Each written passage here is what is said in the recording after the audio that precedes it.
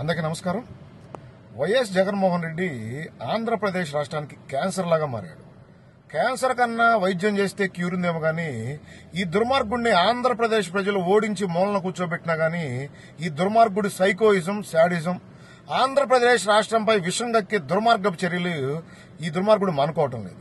సాక్షి channel అడ్డుపెట్టుకుని Andhra Pradesh రాష్ట్రంపై, Amaravati రాజధానిపై, Amaravati మహిళలపై ప్రతినిత్యం విషం చిమ్ముతూనే ఉన్నాడు ఈ దుర్మార్గుడు.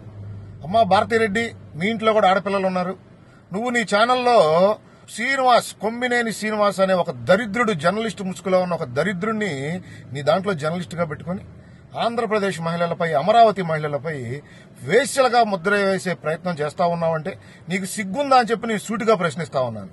వాడెవడో కృష్ణరాజు అంట, వాడు మాట్లాడుతూ ఉన్నాడు. ఆంధ్రప్రదేశ్ రాష్ట్రంలో వేసలు ఎక్కువ ఉన్నారు, ఎయిడ్స్ ఎక్కువ ఉంది, అంతకంటే ఎక్కువగా అమరావతిలో ఎక్కువ వేసలు ఉన్నారని చెప్పి ఆ పనికిమాలోడు అంత ధైర్యంగా మాట్లాడుతూ ఉన్నాడంటే మీ బలుపు, మీ బలం, మీ డబ్బుల అహంకారం చూసుకుని కాదా?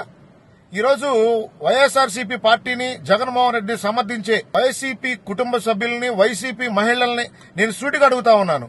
ఇట్లాంటి పనికిమాలిన పార్టీని, ఇట్లాంటి పనికిమాలిన ఛానల్ని మీరందరూ సమర్థించి ఆంధ్రప్రదేశ్ ప్రజల్ని ఈ విధంగా అవమానిస్తా ఉన్నా సిగ్గు లేకుండా ఇంకా మీరు జగన్మోహన్ రెడ్డిని కనుక సమర్థిస్తే మీరు మీ ఇంట్లో మీ అమ్మకి, మీ చెల్లికి, మీ వాళ్ళ కుటుంబ సభ్యులందరికీ అన్యాయం చేసిన మాదిరిగా తయారవుతారని చెప్పి మీ అందరికి తెలియజేస్తూ, ఇప్పటికైనా ఆంధ్రప్రదేశ్ రాష్ట్ర ప్రభుత్వం సాక్షి ఛానల్ని ఆంధ్రప్రదేశ్ నుంచి బహిష్కరించాలి. సుమోటోగా కేసు నమోదు చేసి ఆ పనికి మాలనాడు కొమ్మినేని శ్రీనివాస్ని, కృష్ణరాజు అనే దరిద్రుడిని అరెస్ట్ చేసి కఠినంగా శిక్షించాలి. ఆంధ్రప్రదేశ్ ప్రజలారా, ఈ దుర్మార్గుడు ఒక్కడిని మనం ఓడిస్తే సరిపోదు. ఈ పనికి మాలనాడు ఛానల్ని ఈ రాష్ట్రం నుండి తరిమి కొట్టకపోతే ఈ రాష్ట్ర భవిష్యత్తు ఏమవుతుందో ఒక్కసారి మీరు ఆ డిబేట్ చూసి ఆలోచించండి.